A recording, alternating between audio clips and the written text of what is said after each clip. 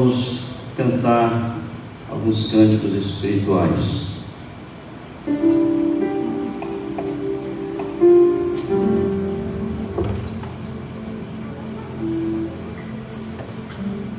Boa noite, meus irmãos e irmãs.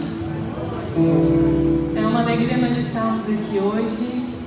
Hoje, o domingo, o dia de hoje, ele tem um significado muito especial.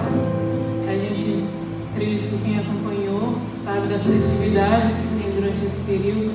E a gente conseguiu ver desde o ano passado que a Igreja Católica celebra o domingo de Ramos e vem toda a questão da paixão de Cristo.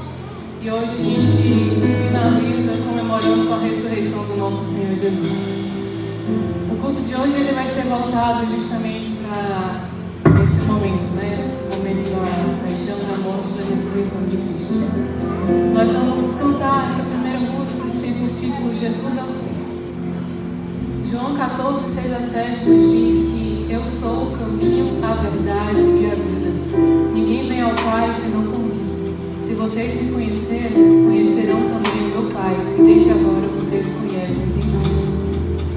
A gente vai cantar que esse Jesus, que é o caminho, a verdade e a vida, ele está no centro desde o passado, desde a criação do mundo.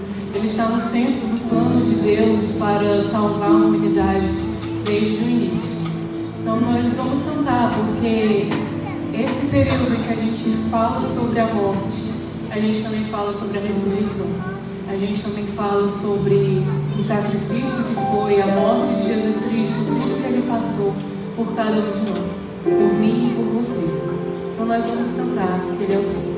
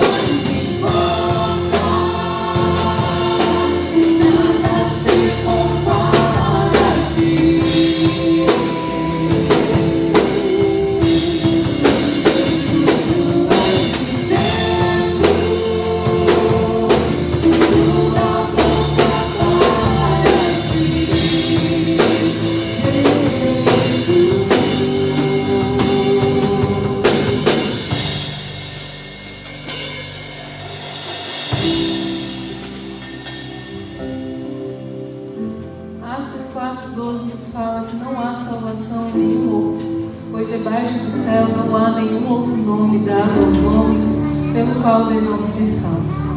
A próxima música ela tem por título Ó Quão Lindo Esse Nome É. A gente vai cantar que desde o início Jesus Cristo ele já estava no meio da terra, habitando entre nós. Ele participou de todo esse momento.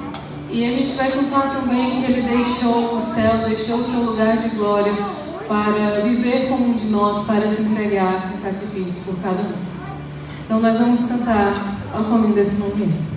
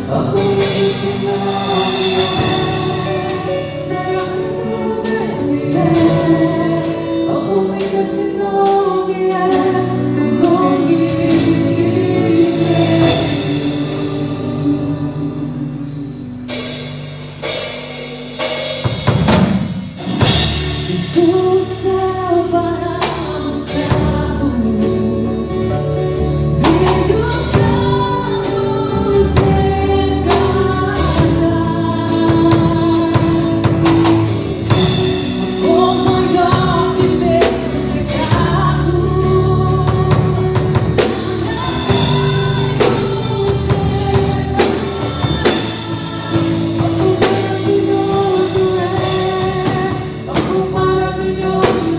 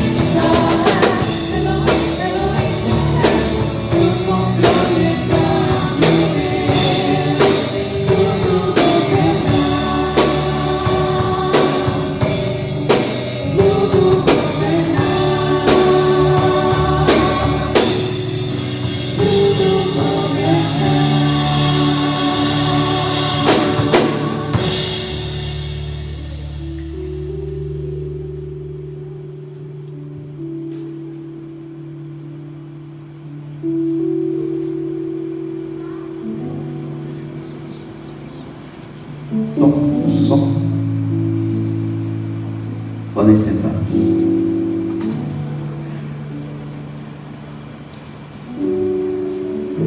Irmãos, o culto desta noite vai ser um formato diferente dos cultos que nós realizamos aqui. Hoje nós estamos dividindo o culto em três partes, exatamente porque é um momento especial, o momento da paixão, morte e ressurreição do nosso Senhor Jesus Cristo. E nós estamos dividindo nessas três partes. Essa primeira agora sobre a ressurreição, sobre a paixão de Cristo. Depois nós vamos ter um momento da morte, crucificação e morte de Cristo, com a irmã Enigma, que estará falando sobre essa etapa, e depois com a ressurreição. Então, nessa primeira etapa, eu quero convidar os irmãos a abrirem suas Bíblias em Mateus, capítulo de número 27, versículo de 27 a 31.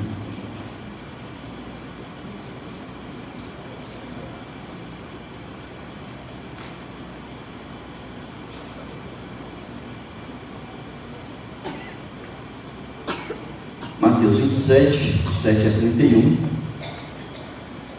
e diz assim a palavra do Senhor: Logo a seguir, os soldados do governador, levando Jesus para o pretório, reuniram em torno dele toda a corte. Despojando-o das vestes, cobriram-no com um manto escarlate.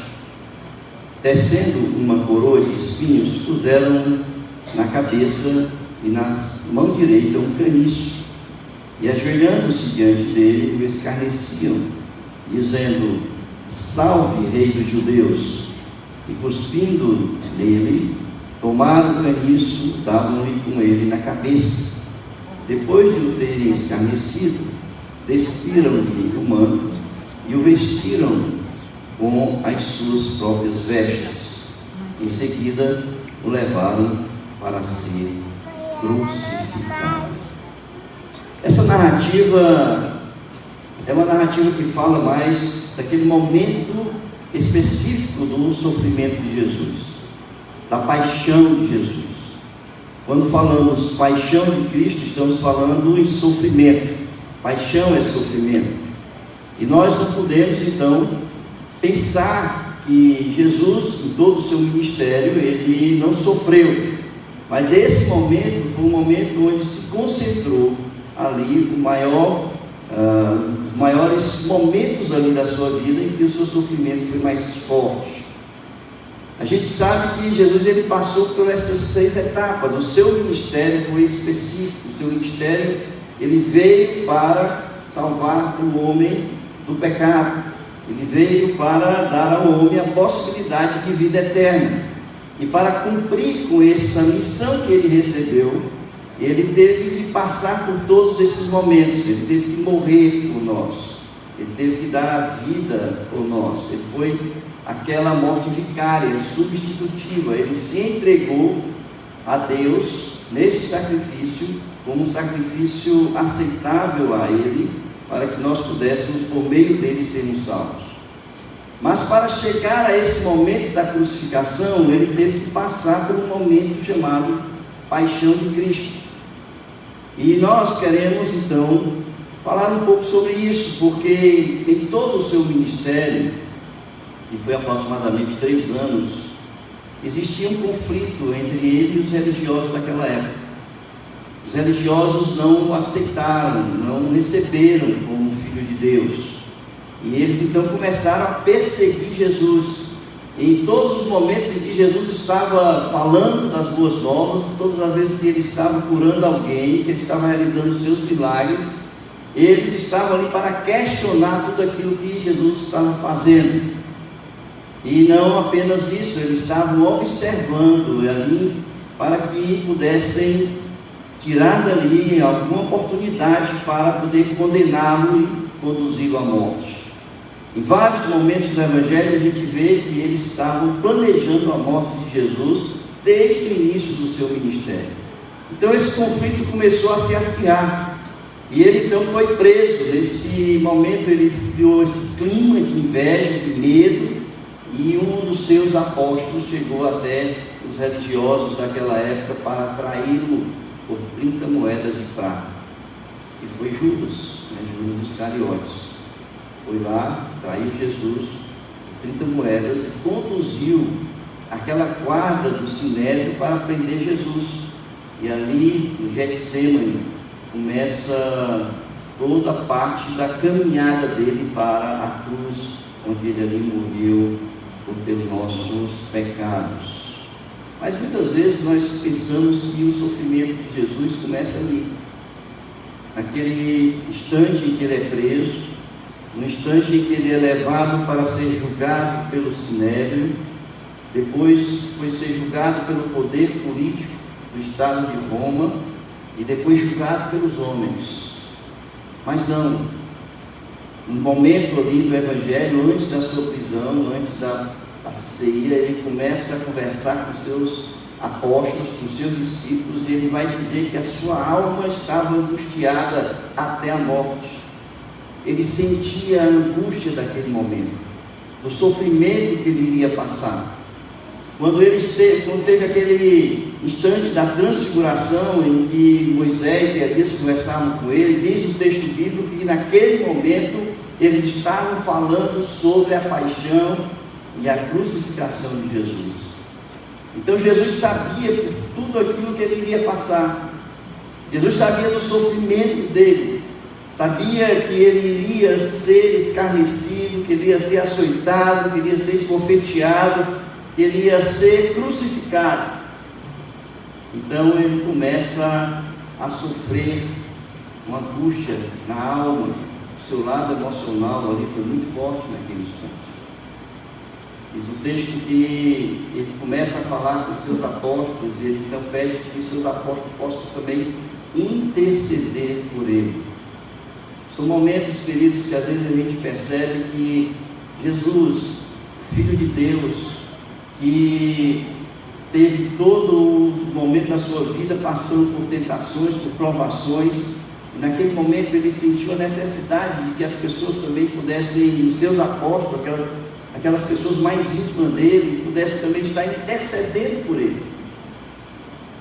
E nós então entendemos que quanto nós precisamos de uns dos outros, quanto nós precisamos que os irmãos estejam intercedendo por nós, quantas lutas, quantas dificuldades, quantos problemas nós enfrentamos na vida, e muitas vezes nós queremos enfrentar sozinhos, não queremos abrir o nosso coração para a igreja, para os irmãos, para que possam estar intercedendo por nós. E nós temos o grande exemplo de Jesus, que naquele momento em que ele estava angustiado, uma angústia tão forte sobre ele, que ele pediu que os seus discípulos mais íntimos pudessem estar orando por ele. Ele realiza a ceia, ele participa da sua última Páscoa, e ele institui a ceia do Senhor. Depois da ceia, ele sai cantando hinos, diz o texto bíblico, com seus apóstolos, e vai para o Getsêmani. Ele chega ali no Getsêmani e ele separa aqueles que são do colégio apostólico, aqueles que são mais íntimos dele, Pedro, João, Tiago, e os chama para orar com ele. E ali ele então se afasta um pouco, ele começa a orar, e diz o texto bíblico em Lucas que ele começa a suar com sangue, gotas de sangue começam a cair do seu corpo. Pressão, angústia, era o sofrimento que ele estava passando, porque ele teria que, em alguns momentos da sua cruz, ele teria que assumir o pecado da humanidade, e ele, enquanto estivesse no pecado da humanidade, para morrer, ele não poderia estar na presença do Pai. Que sofrimento, irmãos, do filho se afastar do Pai, uma angústia tão forte, tão tremenda, que a gente muitas vezes não consegue entender, porque o filho é do próprio Pai, e ele teve que assumir o pecado, cada um. pecado de toda a humanidade, levar com ele para a cruz do Calvário, para que ele pudesse morrer em nosso lugar. Então, seu sofrimento começa antes da sua prisão. O seu sofrimento começa quando ele entende que ele tem que ir em algum momento ali para cumprir a missão da qual o Pai tinha mandado, tinha enviado. Em algum momento ele tinha, em pecado, está afastado do Pai. Embora sem pecado se fez pecado por nós. Depois ele é preso. E ali, quando ele é preso, ele é levado para ser julgado pelas autoridades religiosas. E ele é condenado pelas autoridades religiosas. Ele é condenado por blasfêmia, porque ele não negou. Ele disse que ele era o Filho de Deus. Ele é levado então para o poder político de Roma, para Pôncio Pilatos. Depois Herodes volta para Pilatos, ele é julgado, ele é condenado pelo poder político. Depois de surrado, depois de ser colocado a coroa de espinho na sua cabeça, depois de colocarem manto nos seus ombros e começarem a escarnecer dele, depois de começarem a esbofeteá-lo, a surrá-lo novamente, ele é levado à presença do povo, totalmente desfigurado, em estado de humilhante que ali foi levado, e ele é julgado pelo povo, e o povo o condena. Então ele é julgado e condenado em 3 instâncias: na instância religiosa, na instância política e na instância do povo. E ali então ele é levado à cruz para ser crucificado. Eu me pergunto, irmãos, muitas vezes, por que Jesus tinha que passar pela paixão? Porque a missão de Jesus era morrer por nós. Claro, foi a morte de cruz, a pior morte que poderia existir naquela época. Mas por que antes da sua morte, por que simplesmente ele não foi preso e ele foi crucificado? Por que ele tinha que passar por todo esse sofrimento? Qual o sentido da paixão de Cristo? E muitas vezes eu me perguntei sobre isso. E eu entendo ali que a paixão de Cristo foi o julgamento do homem para com Deus. Foi quando o homem rejeitou completamente a Deus. Foi quando o homem ali colocou todo o seu ódio, toda a sua ira, toda a sua rejeição sobre a pessoa de Deus. Jesus, ele não foi apenas julgado por blasfêmia, não foi apenas julgado porque simplesmente não tinha nada a ser condenado do poder político. Ele não apenas foi julgado por isso, mas ele foi julgado porque os homens não queriam saber de Deus. Ele foi julgado porque os homens queriam se afastar de Deus, queriam se distanciar de Deus. Então ele foi rejeitado. E ali toda a ira sentiam por Deus, toda a carne, todo o pecado foi jogado sobre os ombros de Cristo. É por isso que o apóstolo João diz: veio para o que era seus, e os seus não receberam. E ele então levou, queridos, a sua própria cruz. Ele, ao levar a sua própria cruz, ele, no estado de humilhação, passando pela via dolorosa, ele chega ao Gólgota, e ali ele é crucificado.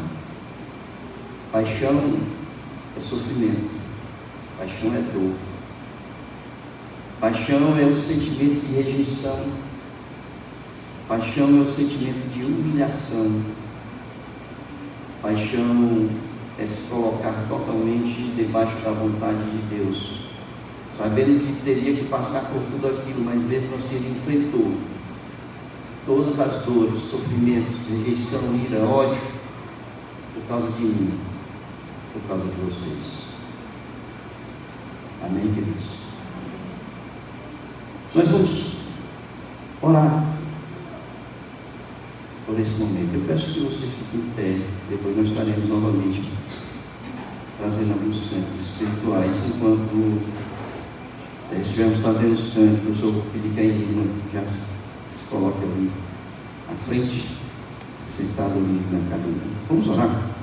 Pai amado, nós aqui estamos, Deus, não apenas celebrando esse culto, mas com alegria pela salvação que recebemos de Ti, pela gratidão que recebemos de Ti, mas ao mesmo tempo sentindo a Tua dor, sentindo a Tua rejeição, sentindo a Tua humilhação, por tudo aquilo que o Senhor passou e teve que passar, para que nós hoje pudéssemos estar aqui dizendo muito obrigado, Senhor, pela minha salvação, pela minha vida eterna. Ó Pai, que as pessoas possam entender o Teu sacrifício, que as pessoas possam entender a grandiosidade do Teu amor, que a palavra de Deus diz que é imensurável. Não tem como nós medirmos a intensidade do Teu amor por nós, a não ser quando nós olhamos para a Tua cruz. Faz com que nós possamos entender a grandiosidade deste amor, que nós possamos, enquanto igreja, enquanto mundo que está, possamos se achegar cada vez mais de Ti e da Tua santa face. Abençoa, meu Pai, cada um de nós que aqui estamos, aqueles que estão em Cristo e aqueles que vão receber de Ti a salvação, em nome de Jesus. Amém.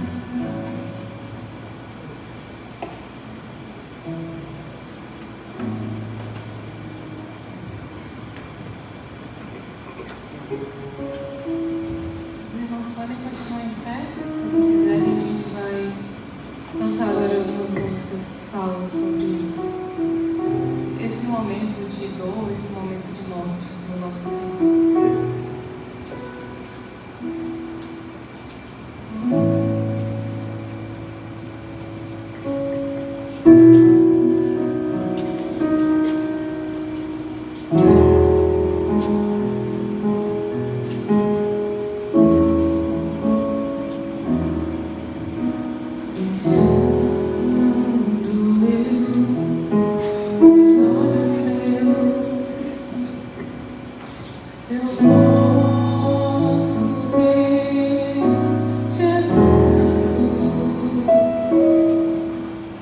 Jesus.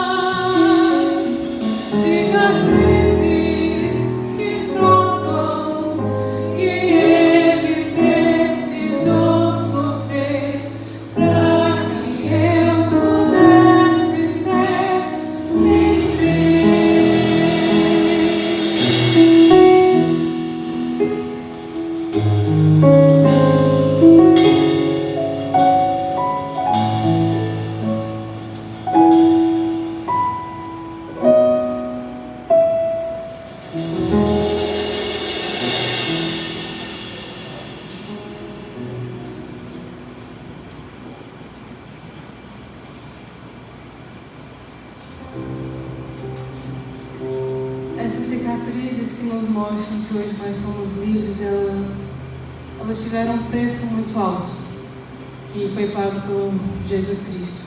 Esse preço foi um preço de sangue.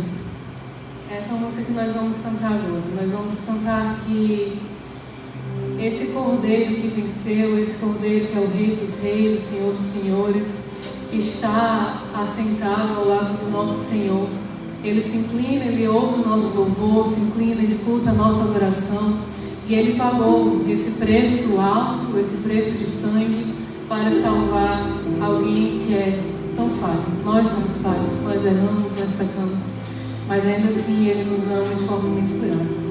Nós vamos cantar que a gente sabe que o que faz Ele deixar o seu lugar de glória e se entregar por nós é o amor imensurável do nosso Senhor.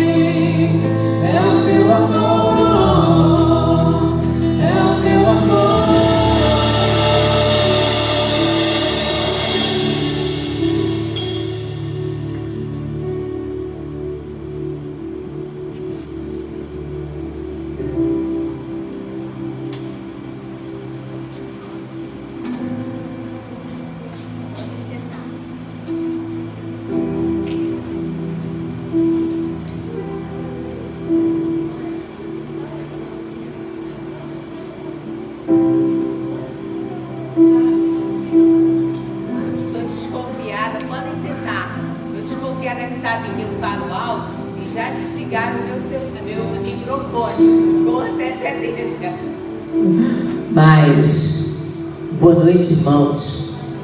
Sempre é comovente nós falarmos do nosso Salvador, principalmente no momento crucial que foi o ponto culminante da nossa salvação.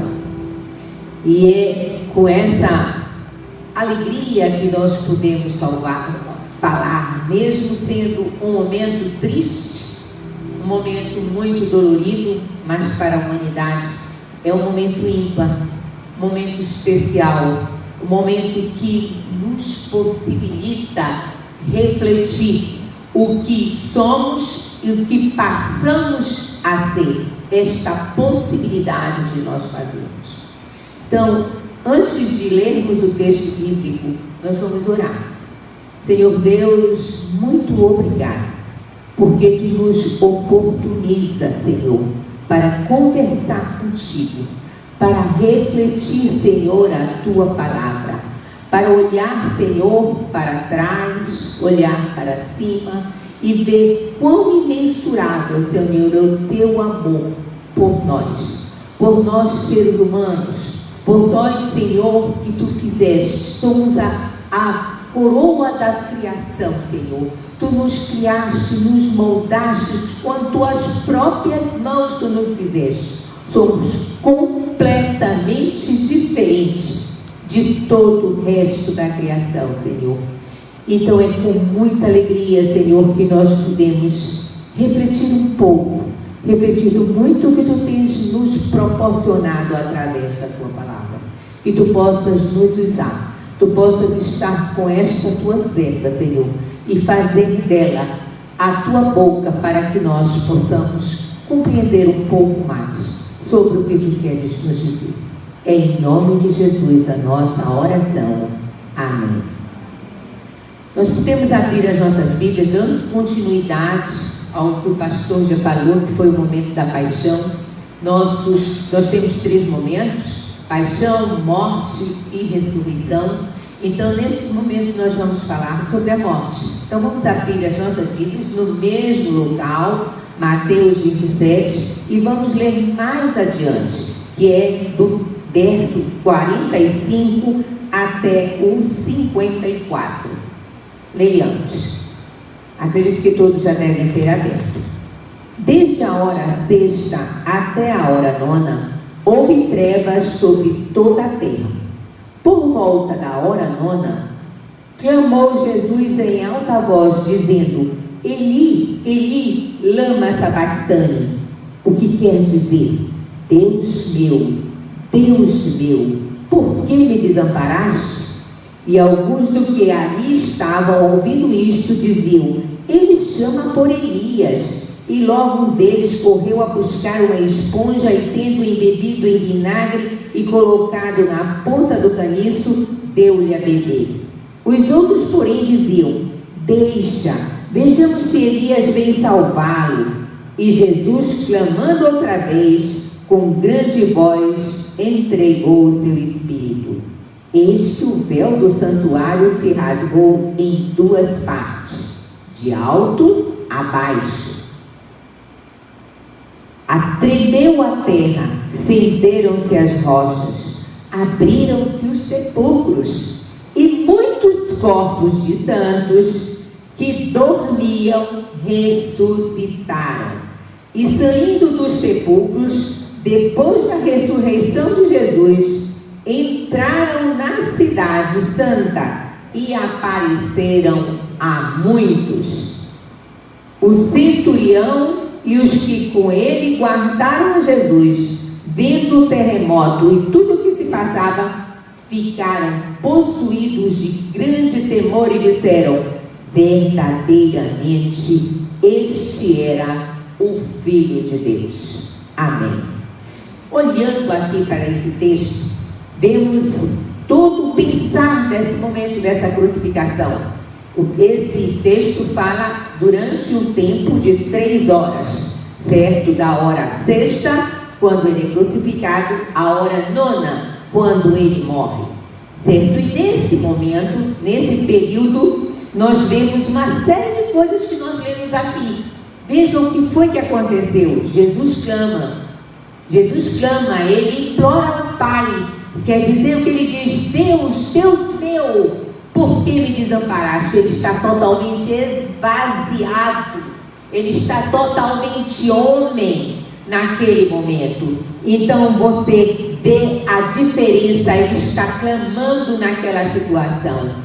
Houve esse período, estava em trevas, esse período, as 3 horas estava em trevas. Vocês imaginam, de meio-dia, que é a hora nona, hora sexta, às 3 horas, que é a hora nona, o pico do sol, aonde está o momento mais claro, aonde o sol está de forma mais intensa, pois estava em trevas. Nós não estávamos vivenciando o que o horário proporcionava, certo? Jesus entrega o seu espírito. O que ele diz que ele reclina a cabeça e entrega o espírito ao Pai.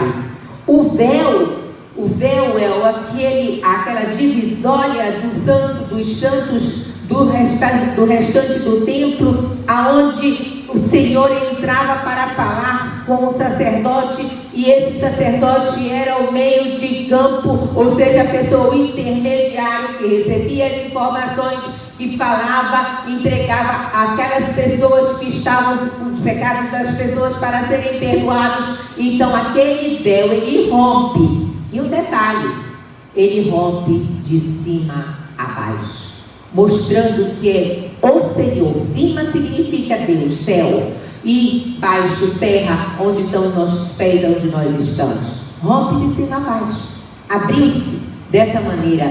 Então ali vemos desta forma ele abrindo os céus. E aí o que acontece? Abre-se os sepulcros, mostra-se que ali a vida. O Senhor veio para nos dar vida. Há pouco, na primeira música que nos antecedeu aqui, que a Giovana cantou com o grupo, ele disse que nós obtivemos a liberdade.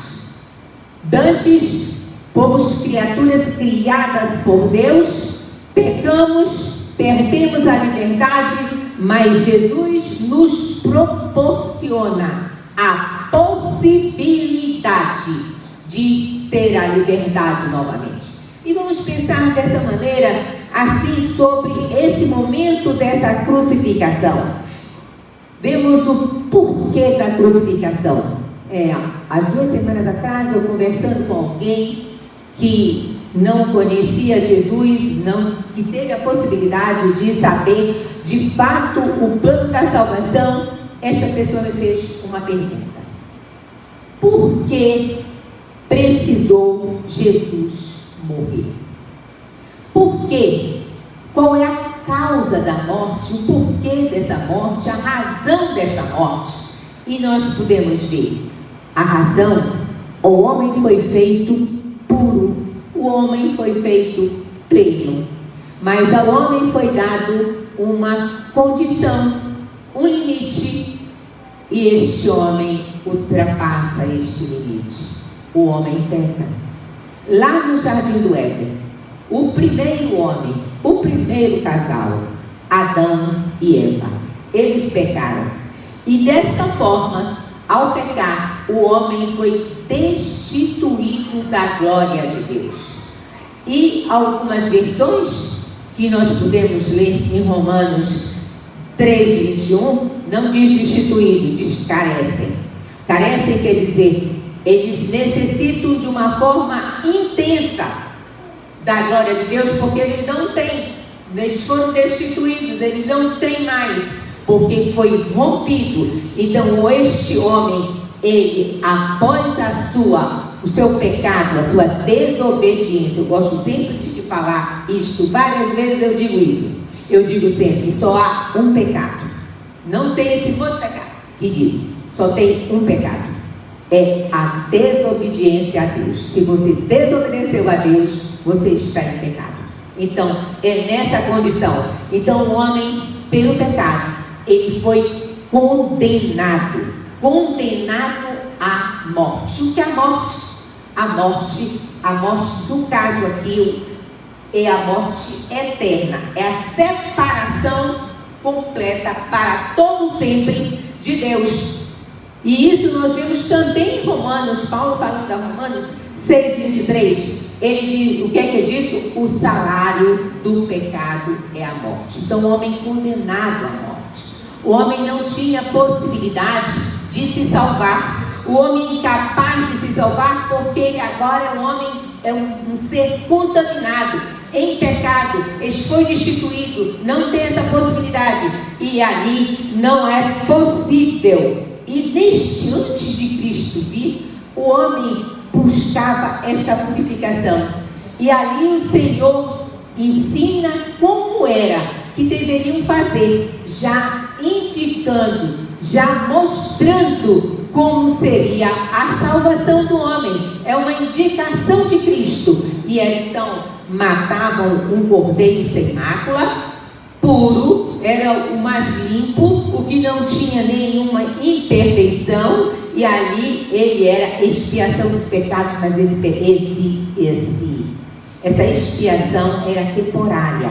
Constantemente o homem em pecado precisava ser renovado, e entrava e colocava aquilo ali, e o sumo sacerdote fazia essa ação. Eu já falei ainda agora que rompeu este local, rompeu essa cortina, gente, era muito grossa, tá? Então aqui é uma demonstração que Deus, para a obra dele, a principal obra, o homem, para ele não ficar condenado e colocado constantemente distante dele e perdesse a possibilidade da vida eterna, o Senhor cria uma oportunidade. Então todo mundo conhece o verso principal da Bíblia, João 3,16, porque Deus, pela causa de Deus, amar o mundo, esse imensurável amor. Várias músicas aqui foram cantadas, tocadas e pronunciadas. Esse imensurável amor que Deus deu o seu Filho. O homem não tinha condições, então ele veio e envia o seu Filho para que ele fosse exatamente este cordeiro desta expiação. O amor de Deus no mundo é tão grande, tão imensurável, tão assim, tão como muitas vezes os adolescentes dizem, um amor que nós não podemos nem imaginar, porque é além da humanidade, é um amor ágape, o amor de Deus para conosco, e que não pereça. O que é não perecer? Não ficar totalmente separado de Deus para a eternidade, porque o ser, ele é eterno, ou eterno para Deus, ou eterno para distante de Deus, afastado de Deus. Então, quando falamos vida eterna, é a vida com Deus, e a morte eterna é estar distante de Deus eternamente, tá? Então é bem isso. Então Jesus vem, e olha o plano do Senhor. Ele era muito simples, chegar resgatado, chegar já, homem, passa um dia e faz o papel que ele ia fazer, mas não. Ele vem como um de nós. O Senhor o gera sem pecado, e ele vem, nasce, cresce e se desenvolve, habita entre nós. Ele diz: o verbo, antes era o verbo era Deus, o verbo estava com Deus, que é o próprio Jesus. Está lá na primeira carta, aliás, primeiro Evangelho de João, o Evangelho de João, primeiro capítulo, diz ali que ele era o verbo, ele estava com Deus, e ele vem, habita entre nós, se faz carne, e para poder ter a possibilidade, nós temos essa possibilidade de reconstruir esse caminho que foi rompido. Sempre assim, Jesus habita entre nós, se torna homem, nos ensina tudo o que era para ser ensinado. Ele passou 3 anos de ministério, 3 anos imensos, intensos, super preparando aqueles homens super fortes. Tudo que nós sabemos do ministério, o Senhor Jesus faz neste pequeno tempo, para nós pequeno tempo, mas muito profundo, e vem e cumpre o plano de Deus. Ele veio cumprir. E ele se colocou para ser usado por Deus para salvar o homem. Ele se tornou homem, habitou entre nós, viveu sem pecado, para que pudesse ser esse sacrifício. Se apresenta à presença de Deus e em sacrifício ele se oferece para cumprir o que foi imputado ao homem, o julgamento do homem. E esse julgamento foi lá no Jardim do Éden, quando o homem foi condenado pela sua desobediência. Então vemos aí o porquê todinho da causa da morte, porque precisava morrer, porque precisava ser Jesus morrer. Então esse é um entendimento para o plano da salvação. O pastor, na introdução que ele falou, ele disse: Jesus veio com um propósito específico, o propósito ímpar, o propósito único de salvar a humanidade que estava perdida. Então ele dá esta possibilidade. E aí acontece, qual é o significado desta morte? Jesus foi para a cruz, é o maior ato de amor que a gente pode imaginar. Um ato de amor. Deus entrega a Jesus e Jesus se auto-entrega, diz: vem aqui, eu posso fazer isso. Ele vem e se coloca, entrega a sua vida. Você ouviu aqui todo momento da paixão, todo momento do sofrimento, e o sofrimento já antecede, vem de muito tempo, desde a sua eternidade, como jovem, como adolescente, e depois na fase adulta, no período do ministério e no período que culmina com o período da paixão, que significa sofrimento. Então a morte de Cristo é um momento crucial para a salvação do homem, é um momento culminante, e ele morre da forma mais degradante que se pode imaginar. Ele morre na morte de cruz. Quem morria na morte de cruz eram os piores. Você vê que ele foi crucificado entre dois ladrões. É o pior tipo de morte que poderia existir naquela época. Se você for estudar, analisar quem era que ia para a morte de cruz, a crucificação. E ali essa morte tem um papel, como o pastor já falou também, é uma morte substitutiva. Jesus vem e substitui a nossa morte eterna, o que nós estávamos condenados. Por isso que é uma morte substitutiva. Se nós lermos em Coríntios, segunda carta aos Coríntios, capítulo 5, verso 21, diz: aquele que não conheceu o pecado, como eu expliquei aqui, ele foi concebido sem pecado, não conheceu o pecado, ele o fez pecado por nós, ele traz sobre ele esse pecado por nós, para que nele fôssemos feitos justiça de Deus. Olha, sempre pense, o homem não pode, não existe outra maneira, só podemos ser salvos, só podemos ser perdoados dos pecados em Jesus Cristo. Ele traz sobre ele essa imputação desse pecado. Então é um sacrifício completo. Lembra que eu falei aqui que antes da vinda de Cristo escolhiam os cordeiros, os animais que eram perfeitos do Senhor? Aqui ela faz completo, não precisa mais ter sacrifício. Acabou-se o tempo de sacrifício, porque agora o Senhor se entrega, é um outro momento. Então não precisa de repetição, ele é completo, e além de ser completo, estende-se a toda a humanidade, estende-se aos que o antecederam, estende-se àqueles que estavam no momento, estende-se até nós, estende-se depois de nós. Toda a humanidade, ela tem essa possibilidade.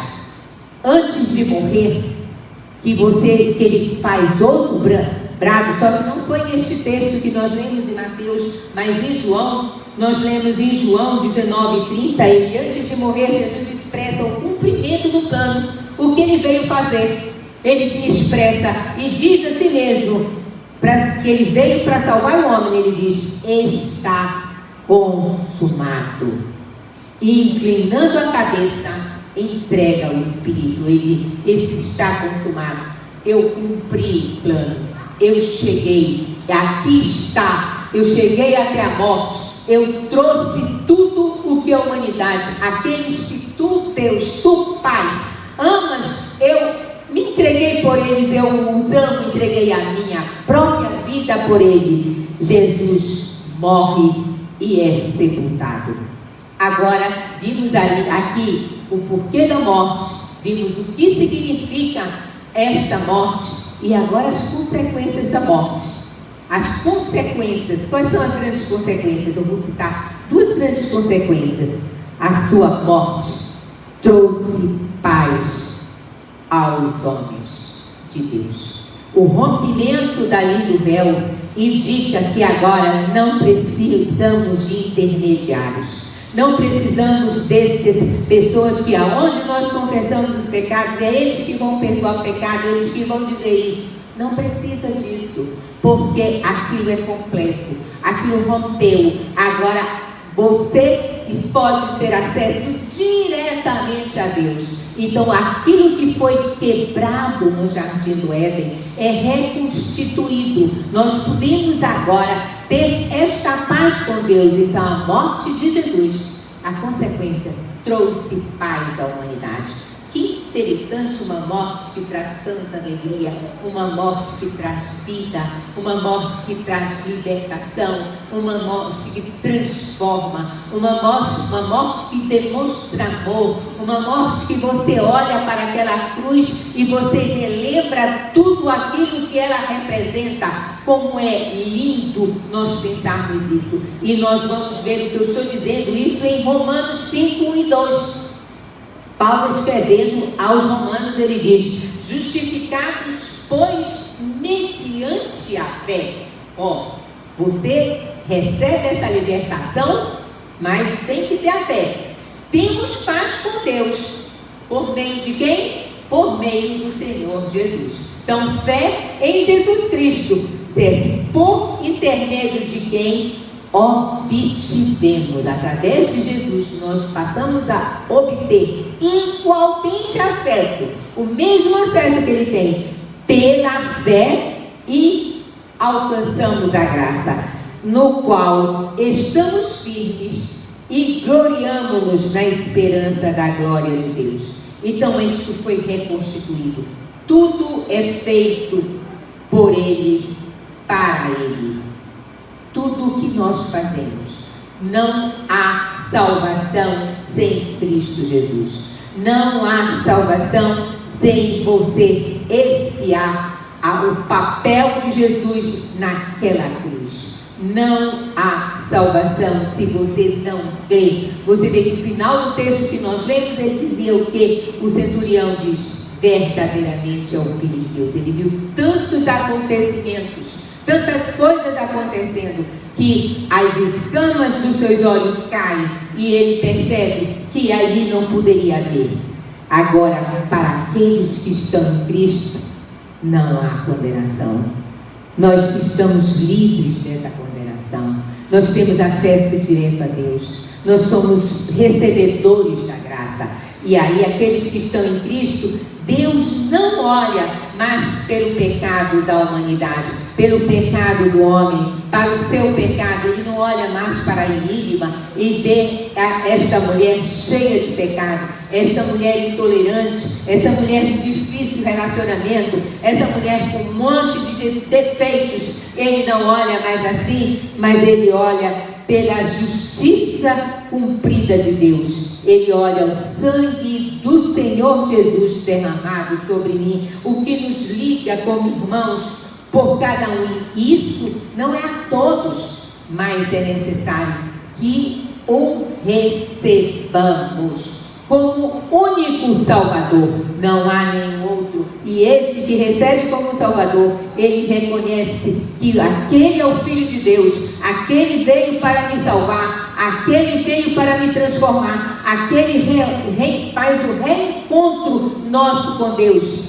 Isto é a consequência da salvação. Então nós nos alegramos, porque através de Cristo, através da sua morte, a que Ele se entrega de livre e espontânea vontade, nós podemos ser libertos, e aqui nós nos colocamos nas mãos do Senhor.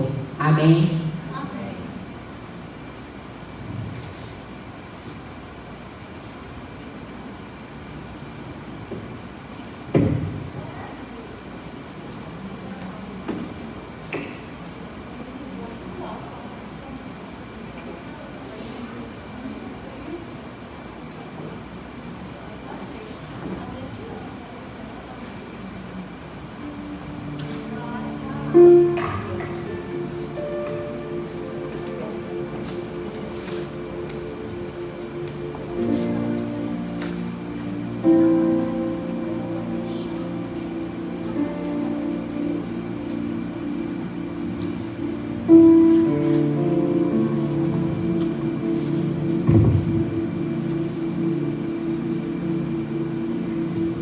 Nós convidamos a igreja a ficar em pé novamente.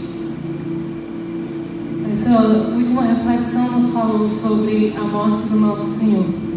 Mas, como a gente sempre fala, o nosso Jesus Cristo, Ele não ficou morto. Ao terceiro dia, Ele ressuscitou. Então, nós vamos agora cantar sobre esse momento. Nós vamos cantar que Jesus venceu a morte, Ele me ressuscitou ao terceiro dia. Vamos cantar com alegria, venceu.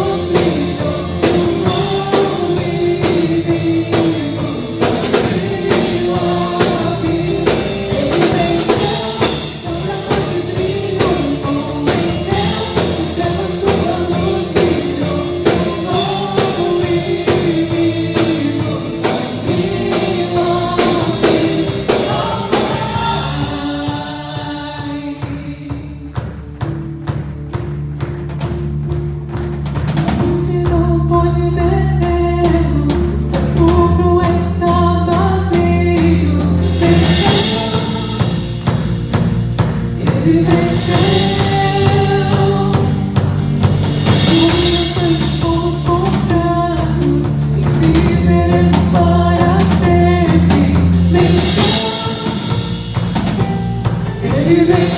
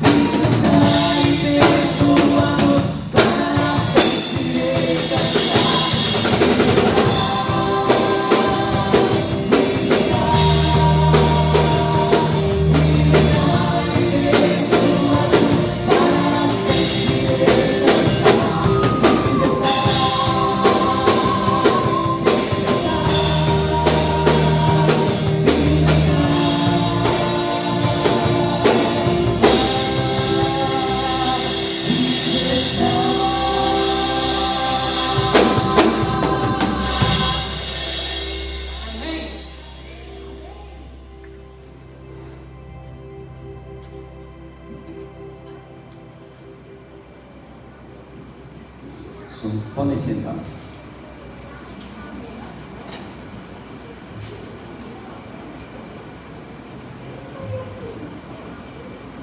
No Evangelho de João, no capítulo 11, versículos 25 e 26, diz assim: Disse-lhe Jesus: Eu sou a ressurreição e a vida. Quem crê em mim, ainda que morra, viverá. E todo o que vive e crê em mim, não morrerá eternamente.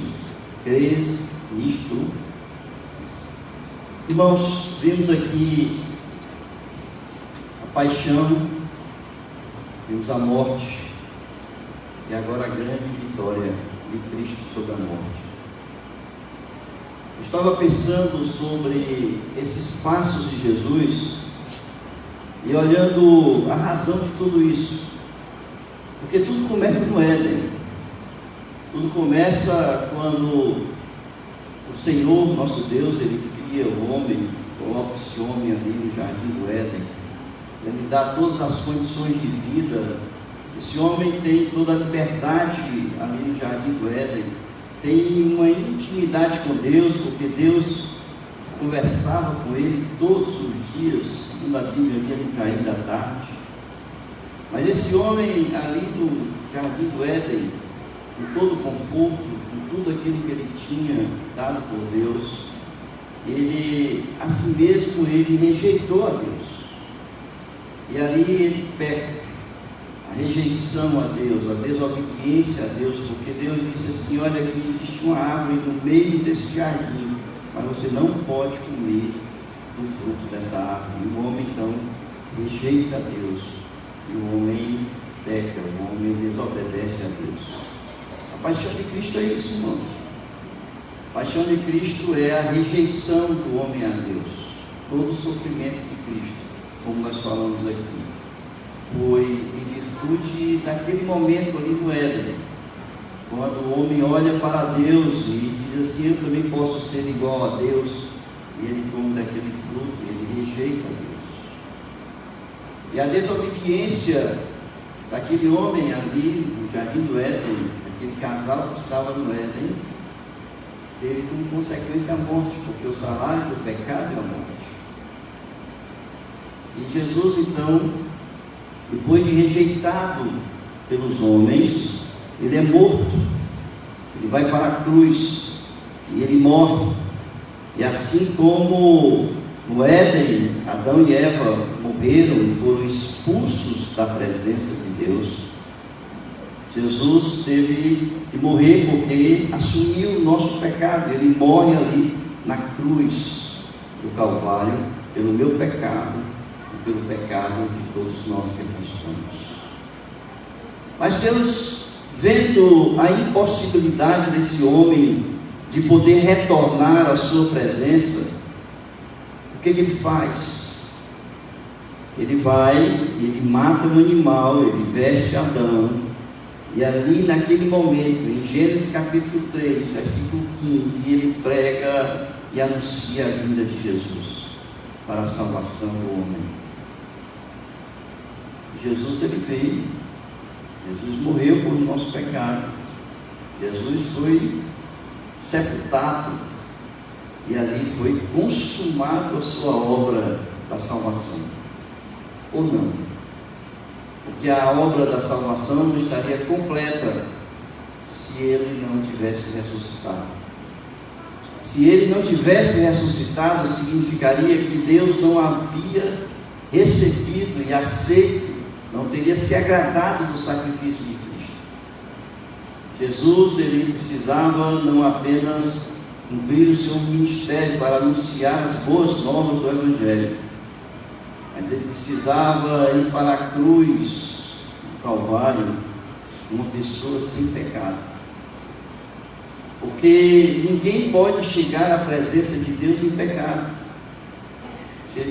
Nenhum homem poderia chegar na presença de Deus e dizer assim: Senhor, eis-me aqui, deixe que eu seja o sacrifício, deixe que eu pague a sentença que está sobre o homem, deixe que a sua justiça recaia sobre mim. Não existia nenhum homem capaz de poder chegar à presença de Deus e dizer isso, se colocar no meu lugar, no seu lugar. Por quê? Porque esse homem, todos os homens pecaram. Todos os homens são pecadores. E por causa do pecado desse homem, há um empecilho, um impedimento do homem chegar até Deus e se colocar ali para tomar o meu lugar e o lugar de vocês. Mas Jesus não. Jesus completou todo o seu ministério, foi tentado todos os dias. Ele inicia o seu ministério ali no batismo, quando ele é batizado. E ali no batismo, Deus o apresenta à humanidade. Ele diz: eis o meu filho amado, em quem me comprazo, em quem me alegro, em quem eu tenho prazer. E Jesus sai dali, daquele momento do batismo, ele vai para o deserto, e ele vai para o deserto para ser tentado pelo diabo. E ele passa então 40 dias e 40 noites sendo tentado. E ele vence a tentação do deserto. Mas a Bíblia diz que ele não apenas era tentado todos os dias no deserto, mas em todo o seu ministério ele foi tentado. Tentado não apenas pelo diabo, mas ele foi tentado pelos homens. Foi tentado quando ele era confrontado pelas autoridades religiosas ali de Israel. E ele se manteve sem cair nas tentações da qual ele sofria todos os dias. Diz ali Paulo que ele se fez pecado por nós, mas ele já estava ali na cruz do Calvário. O apóstolo Pedro, ele vai dizer o seguinte: Pedro, ele vai dizer que Jesus, ele foi para o Calvário sem pecado. Então ele diz o seguinte, 1 Pedro capítulo 2, versículos 21 a 24, diz assim: porquanto para isto mesmo fostes chamados, pois que também Cristo sofreu em vosso lugar, deixando-vos exemplo para seguirdes os seus passos, o qual não cometeu pecado, nem dolo algum se achou em sua boca.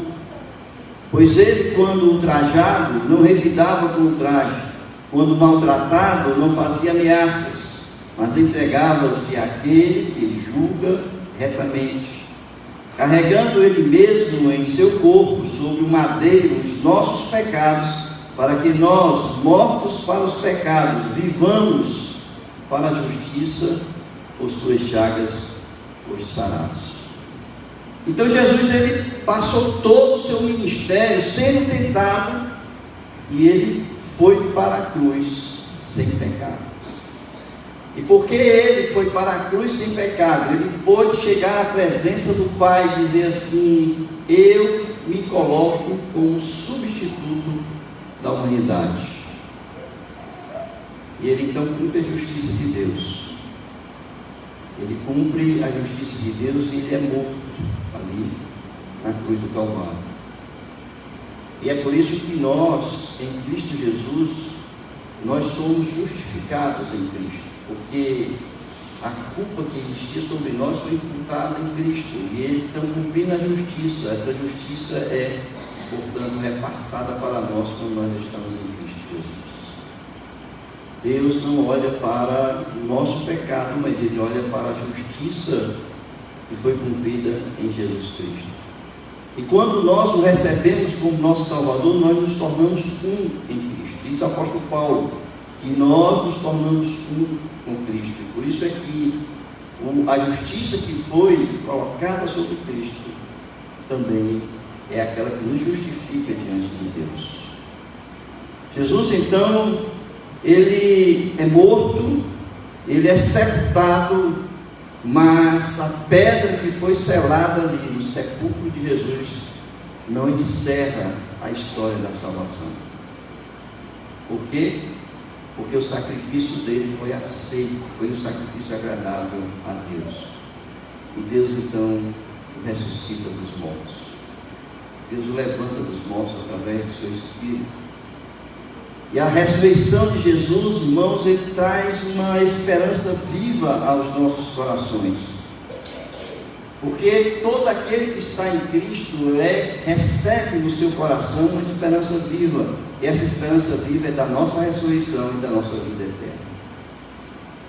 O apóstolo Pedro, ali no capítulo 1, versículos 3 e 5, ele vai dizer o seguinte: bendito o Deus e Pai de nosso Senhor Jesus Cristo, que segundo a sua muita misericórdia, nos regenerou para uma viva esperança, mediante a ressurreição de Jesus Cristo dentre os mortos, para uma herança incorruptível, sem mácula, inacessível, reservada nos céus para vós outros, que sois guardados pelo poder de Deus, mediante a fé, para a salvação preparada para revelar-se no último dia. A esperança mediante a ressurreição de Jesus Cristo é a esperança da nossa ressurreição. A morte de Jesus não foi o fim, mas o começo. A morte de Jesus foi o começo da vitória sobre o pecado. Porque se o salário do pecado é a morte, e como Jesus ressuscitou, naquele momento o ato da sua ressurreição representa a vitória de Cristo sobre a morte. E a vitória de Cristo sobre a morte, queridos, é a nossa vitória sobre a morte. É por isso que o apóstolo Paulo ele vai dizer, quando ele fala no capítulo 15 sobre a ressurreição, todo o capítulo 15 está falando ali sobre a ressurreição, e ali ele pergunta: onde está, ó morte, a tua vitória? Onde está, ó morte, o teu aguilhão? Aguilhão da morte é o pecado, e a força do pecado é a lei. Graças a Deus que nos dá a vitória por intermédio de nosso Senhor Jesus Cristo. A nossa vitória em Cristo Jesus. Jesus, ele sofreu pelo nosso pecado. Ele morreu pelo nosso pecado. Mas ele nos deu a vitória. Em Cristo Jesus nós temos a vitória sobre o pecado. Somente nele, com ele, é que nós podemos vencer e resistir às tentações. História linda de amor. Naquele momento em que ele chega ali em Betânia, esse texto que nós lemos inicialmente, Lázaro está morto, ele ali anuncia a possibilidade da ressurreição, quando ele diz: eu sou a ressurreição e a vida, quem crê em mim jamais morrerá. A ressurreição nossa depende da nossa fé em Jesus Cristo. E assim como ele, naquele momento, ele disse: se você crer, você vai viver. Se nós cremos, nós viveremos para a eternidade com Deus. Jesus sofreu por nós, ele morreu por nós, mas ele nos deu a vitória sobre o pecado e a vida eterna. Se nós cremos, o Senhor morreu no meu lugar e no seu. Amém?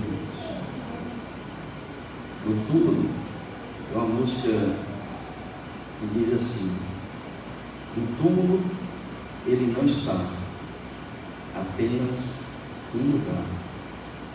Jesus ressuscitou, da morte nos livrou.